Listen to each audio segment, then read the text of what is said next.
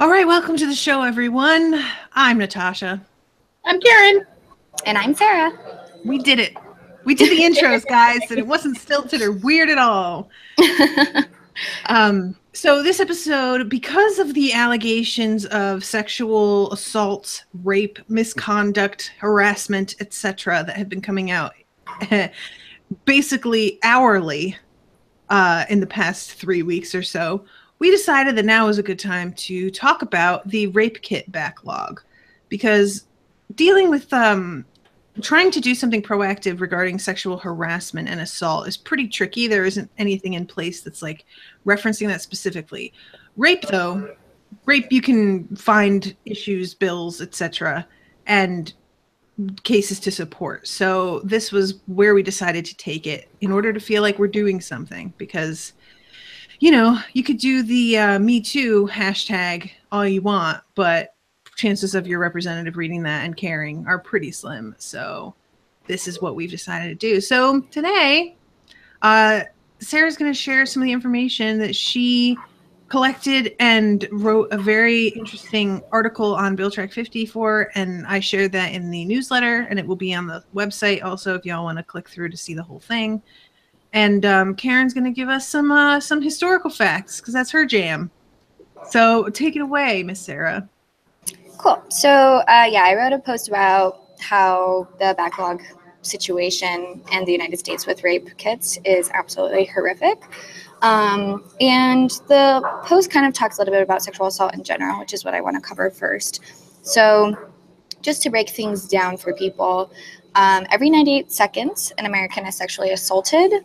The difference in the definition between rape and sexual assault is rape is forced sexual intercourse, including both a physical coercion as well as physical force.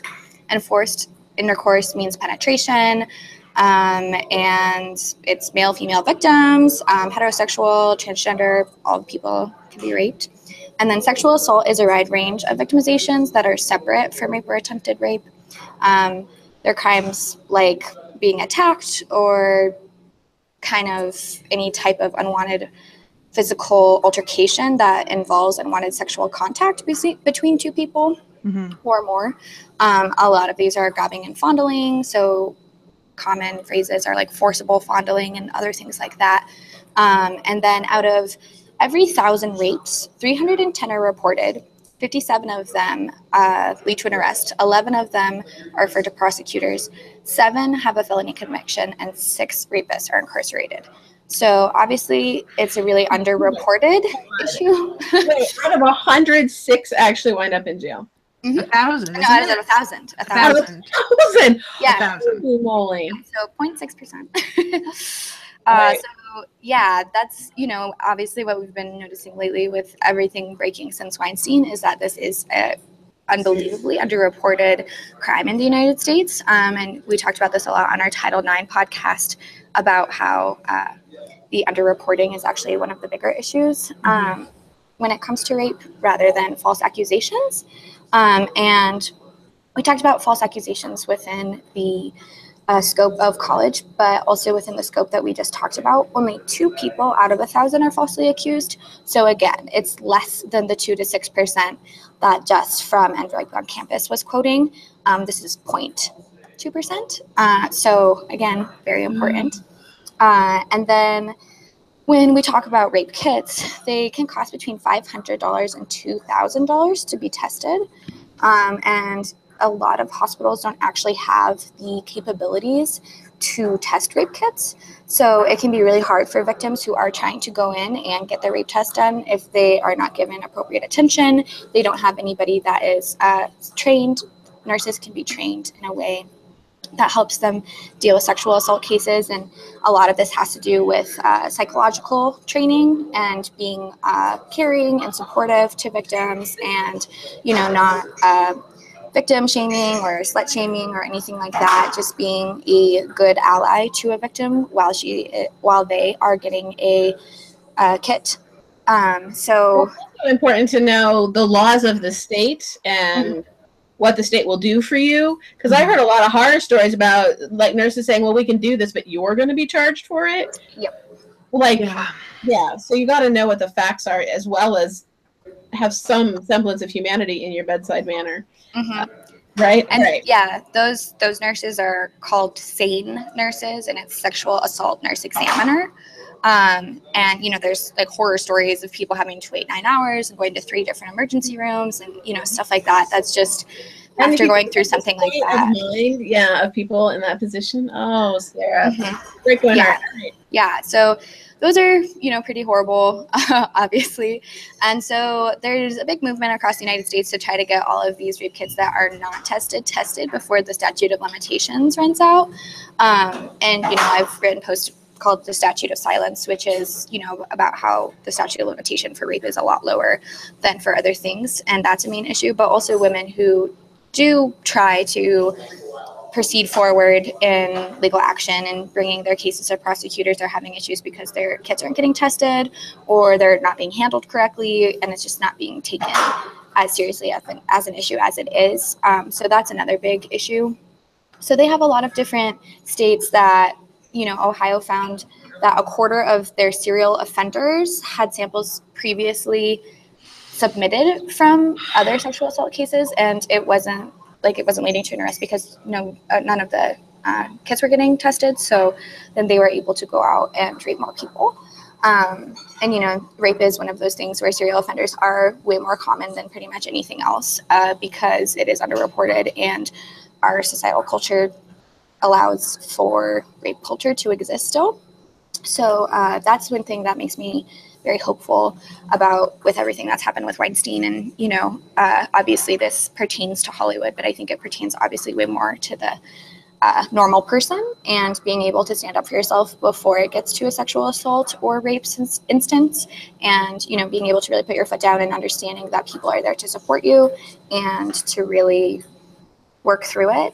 So that's a thing that I find really positive about this whole shebang. So there's a lot of different legislation out where they're trying to get funding for rape kits. So that's one of the most important things is if you feel really moved by this, try to find a place that takes funding. There is the End the Backlog is one that is specifically geared towards funding the processing of rape kits. But, there's a whole bunch of bills that are trying to give funding for that. So Texas has over 2,000 backlogged kits. Utah has some that require that they need to process them within 30 days. And again, they can have these kind of days restrictions, but if there's not money to cover that $500 to $2,000 cost that these rape kits do cost, then it's not really going to help. So that's kind of the general landscape of the issue. So, and this is what, there are so many reasons why this frustrates me, but when you're talking about serial rapists who are allowed to continue walking around because nobody tested these kits, a lot of what women are often pressured to come forward when they don't feel comfortable coming forward because of, well, do you want this to happen to somebody else? And then you'll know that you never said anything. But these women did come forward and it didn't matter. And how putting yourself in an incredibly vulnerable position by allowing them to collect the samples for the kit in the first place. That in itself is really traumatizing again for women. Yeah. And just to think that you went through all of that in the hopes that you're going to be keeping this from happening to someone else, and then putting yourself through it for no reason in the end.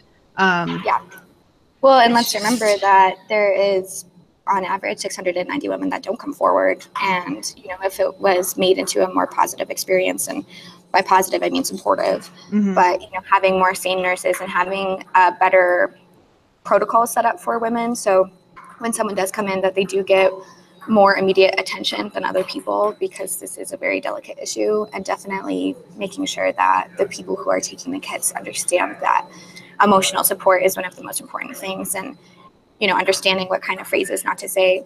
When I was in college, one of my friends got raped and I brought her into the nurse, and the nurse said, "Oh, another one of you from a frat formal." And she was a woman and she was a nurse, and I was trying to check my friend in. Don't worry, she got fired.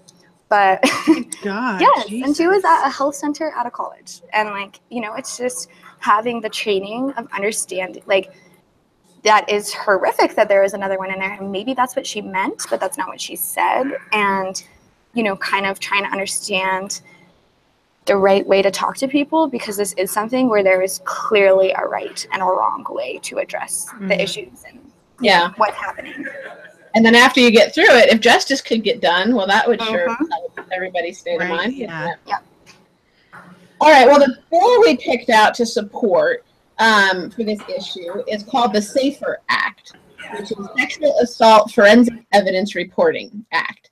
It is, the House version is 3541 and the Senate version is 1766. So you can call your senator or your congressman, depending on who you are more familiar with. The point of it is publishing best practices. So it's trying to encourage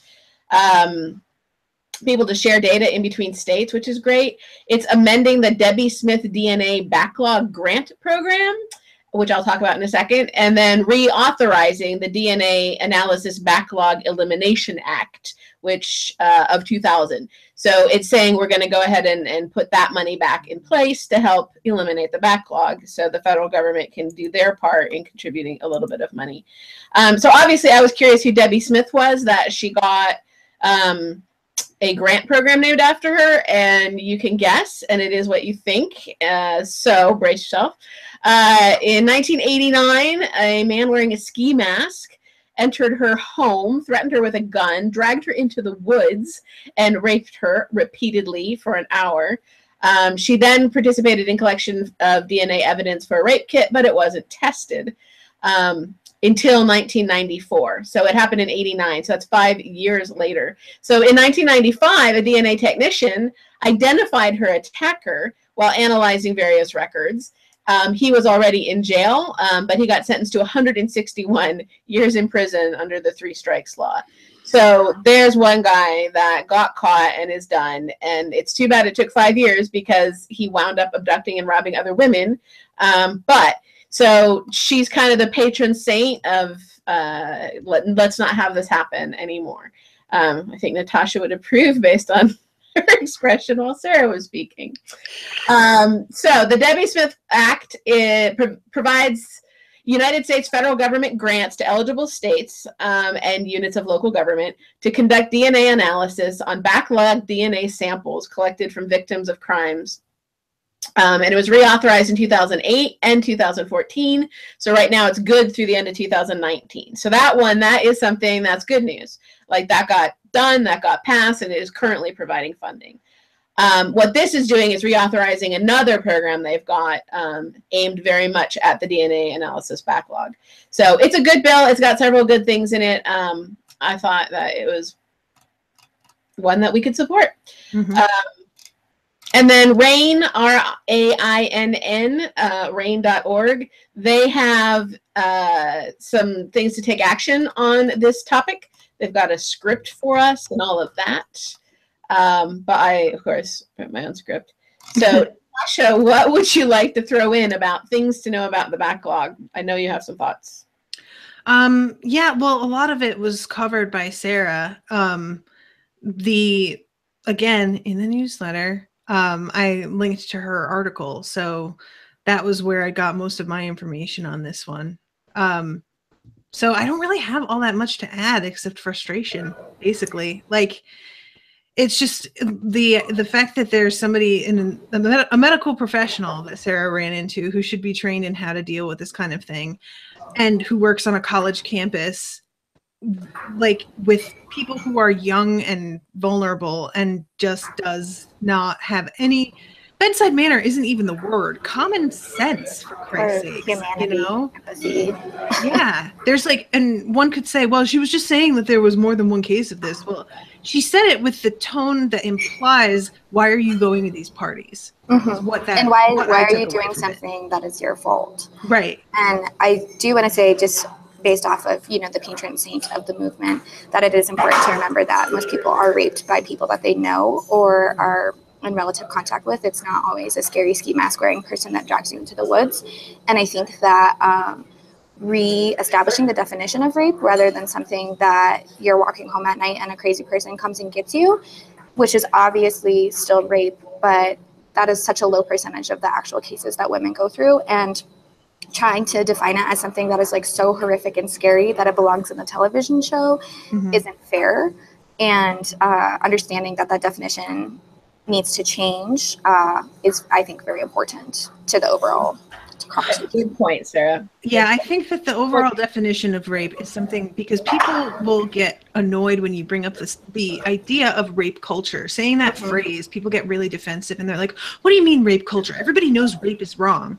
Yep. Maybe they know rape is wrong, but they don't know what rape is. Yep. So it doesn't matter. And like, you know, just even in what I do for my show, when I'm covering plot lines where somebody is raped, it can be really fraught because sometimes it feels like it's really gratuitous or used as some sort of like character development thing instead of, you know, it being addressed as something that is incredibly traumatic. And I will get frequently men messaging me or emailing me claiming that what had happened wasn't actually rape. Well, that's why I wanted to read the definition of rape at the beginning of this, because it is forced penetration, and forced penetration can happen with somebody that you know. Well, and that's like the case that I'm most recently thinking of was a show where the guy claimed, well, it wasn't rape because she had used to be in love with him and she still loved him, and the man who did it loved her. Yeah, You could never do that. And like the whole idea that loving somebody precludes you from abusing them is just so foolish and fundamentally missing the point that it's just this kind of thing. And it's frequently dudes, but women are just as guilty a lot of the time of it's internalized misogyny, basically. You know, they were brought up thinking that this was acceptable and this wasn't. And if the woman who was doing something that fell in the unacceptable category, well, then that's kind of on her, isn't it? No, it's not. So yeah, I think educating people on what rape actually is, things like stealthing, which we've talked about before too, is considered rape. And a lot of people want to argue about that. If somebody agreed to have sex with a condom because it protects them from deadly infections and diseases, that is not the same thing as agreeing to have sex without one. And so if someone removes it and doesn't tell them, they are exposing them to dangers that they did not consent to. You know, there are a lot of different instances where we're really starting to like acknowledge what kinds of, like, marital rape is another one. It used to be that you couldn't rape your wife because that's what she's there for, right? And now we're finally in an age where that's being acknowledged, but there are still plenty of people who were like, well, I mean, but she was his wife though. So like, really, why didn't she just what? You know? That's where you get the phrase legitimate rape. Like that's not. All right. Well, we can't end rape today, but based on Sarah's solid mathematics, we may end 25% of rape today. And I think that's a good start. Yes. So let's do that, shall we, ladies? Let's do it. All right. Who wants to call who? I'm not calling first this time. Okay. Got it. Looks like I'm in. All right. So I was going to call my Congresswoman, Diana Duguette, who does an amazing job on women's issues. And I feel like she should be able to get behind this one and possibly even sponsor it and help it get just that much further. So let's give her a little ringy dingy. A ringy dingy. If I can remember how to use my phone. Oh, there it goes. All right. Who uses their phone for calls, really? And that's part of why we started doing this, isn't it? Because we were just like, nobody likes to do that anymore. Nobody's doing this. Well, it's true, and it just matters, and everything we've seen is this is what counts.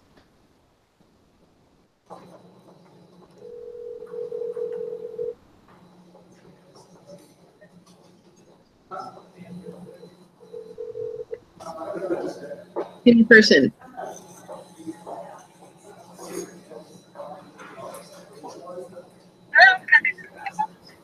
Hello, it's great to talk to you. I'm so glad that you're there. Called about a bill to share my opinion. All right. All right. So my name is Karen Suhaka, and I am in Denver, 80203. Do you need any other information from me? No, that's fine. Okay, great. So I am actually calling about HR 3541. the SAFER Act for eliminating the Rape Kit Backlog is the part I care about. So with all the latest news about sexual harassment and assault by public figures, as we start thinking about the new budget, I would like to make sure money is set aside to help tackle the backlog of rape kits in our country. Colorado is doing an especially amazing job in this area, officially eliminating our backlog in 2016, resulting in 700 leads for police. So last year, we also increased the statute of limitations on rape kit cases, which I think is great. So we should leverage local successes as examples to lead the way in the national level. So specifically, please vote for HR 3541, which reauthorizes the DNA Analysis Backlog Elimination Act, among other things. You might even consider sponsoring this bill, as Bennett has done on the Senate version. I've also really admired Congresswoman's record on women's health issues, which is part of why I voted for her time after time. So I feel like tackling this issue is related and could have a really positive impact on the world. All right, thank you so much. Bye-bye.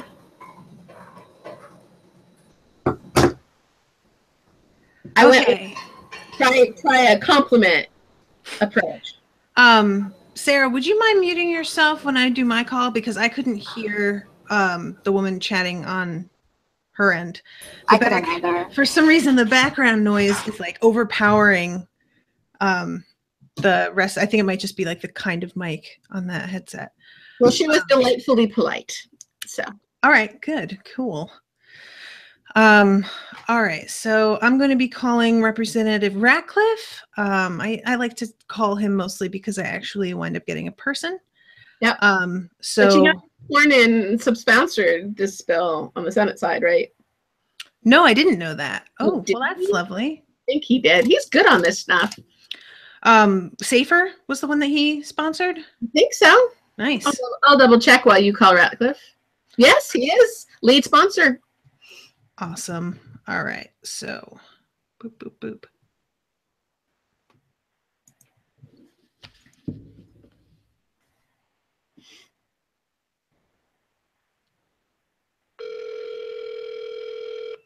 Come on, person. Hi, my name is Natasha Kingston. I'm a constituent from Denison. I wanted to share my opinion on a bill. Sure, and will you spell your last name for me? Sure, Kingston. Okay, let me get to database here. Make sure. I think you've called before, so I think pretty sure you're in here. Yes, I have. You're in Denison. Yes, ma'am. Okay, is your email kingston.natasha@gmail.com? Correct. Okay, great. And so what is your opinion? Okay, so I was calling to ask Representative Ratcliffe to support HR 3541, the SAFER Act of 2017, to fund the budget for covering rape kit testing. Across the country, more than 100,000 rape kits have gone untested. And there are a very high number of repeat offenders and serial rapists that don't wind up getting caught until after they have several victims in their wake. And I think that this is really important, especially in light of the fact that we have a lot more a focus on sexual assault in the past few weeks of celebrities coming out. I would really appreciate it if he would be on the lookout to support this, and possibly increase funding even would be really helpful. Okay. All right. Fantastic. Thank you very much. I appreciate it. You're welcome. Have a nice day. You too. Bye-bye. Yay. Couple positive things in there. Yeah. All right. All right. Who do you have in mind, Sarah? I'm calling Corey. Do it. Can you hear it? Yeah.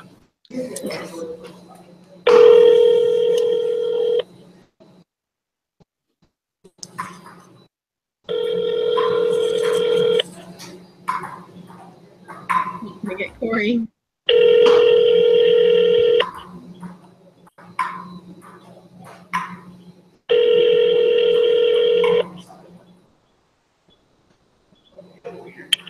Thank you for calling the office. Try him. In DC, yeah. FCC answers sometimes. Last time it did. Senator Gardner's office. This is Tom. What can I do for you? Hi, I wanted to share my opinion on a bill. Go ahead. I wanted to share my opinion on a bill. Yeah, go ahead. My name is Sarah Johnson, and my zip code is 80211. And I wanted to ask Senator Gardner to support Senate Bill 80. In light of the recent news regarding Harvey Weinstein, it's really helped shed a light on an issue that affects people nationally and globally every year.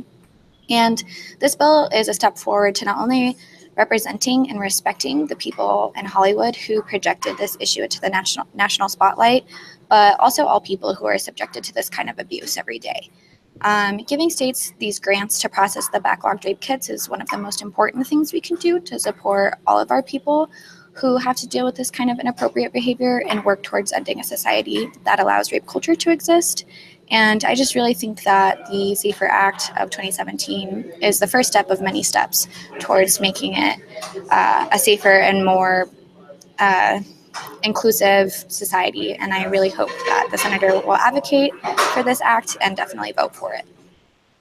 Okay. Got you down. I appreciate you calling. All right, awesome. Thank you so much. Yeah, thank you. Bye. Bye. Yay. You got you down. Got you down, Sarah. All right, cool. Well, everyone, sorry that we missed last week. Technical difficulties. Listen, yes, last week, I wound up having to cancel 2 of my podcasts too because I was having these issues. I don't know what's going on. So we are not alone. But Well, we got Sarah back, so that's the plus. Yes, we are back, and I feel really good about this one. It feels like there's a really solid goal here. And Karen, didn't you have a couple like good news things that you wanted to share? Oh, yeah. So Sarah harkened back to a previous episode, the Title IX episode, which is relevant to this one. I don't have any good news on that front. But we also called about CHIP funding, and it appears to be moving forward, but with a couple problematic things tacked onto it because, of course, they did that. But at least there's some progress there. And then, Natasha, you had one? Oh, yes. Well, and this one's kind of a similar thing where it was a mixed bag.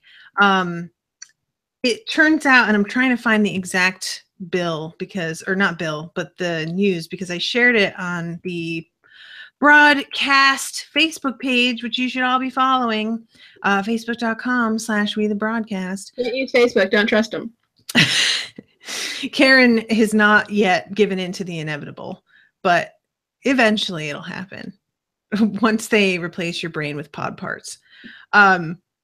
So they have blocked Trump's ban on transgender people in the military. It's partially blocked. It turns out that the ban itself wouldn't be able to come into play for like another year or so anyway. And at the moment, the factors, the breadth of the exclusion, the unusual circumstances surrounding the president's announcement of them, which is a really interesting thing to bring up that I didn't know would be taken into account as a factor, and the reasons given for them do not appear to be supported by any facts. And the recent rejection of those. Yeah. What's that? Oh, sorry. I missed what you said, Karen. Just the fact that he was lying, apparently, is also relevant. Yeah. And the recent rejection of those reasons by the military itself strongly suggests that plaintiff's Fifth Amendment claim is meritorious. And the plaintiff in this case is the National Center for Lesbian Rights and the GLBTQ Legal Advocates and Defenders, GLAAD.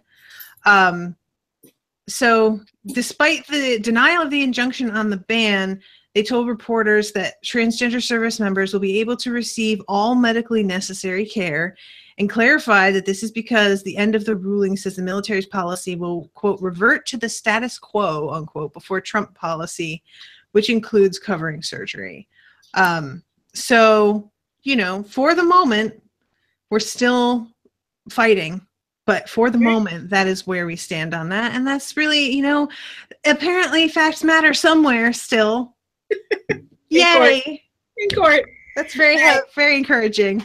I know Sarah's got to get back to class, and it looks like we've got a tiny Cheryl cameo right at the end. Yes, I am calling from my bed today. I'm really under the weather. All right. Well, So I may just kind of listen in if that's okay. Well, did you know we moved it a half hour earlier? We're just finishing. You're just finishing? We'll get you in the loop. Yeah, I'm sorry. I thought Karen had said that you would email her about it. Oh, maybe. I think it's just not on my calendar that way because I put it in my calendar. So okay, I'll change it. But yeah, I'm sorry, ma'am, but you can still make your call. But you can be anti-rape if you want, or pro-rape. Probably anti-rape. I think I would be anti-rape. Let's not offer up that second option. All right, it's unanimous. 4 out of 4 ladies agree. Yes. All right. Thanks, everybody. Good work today. Thank you for coming. Sorry about the scheduling mix-up, but we'll see you next week. Bye. Bye. Bye.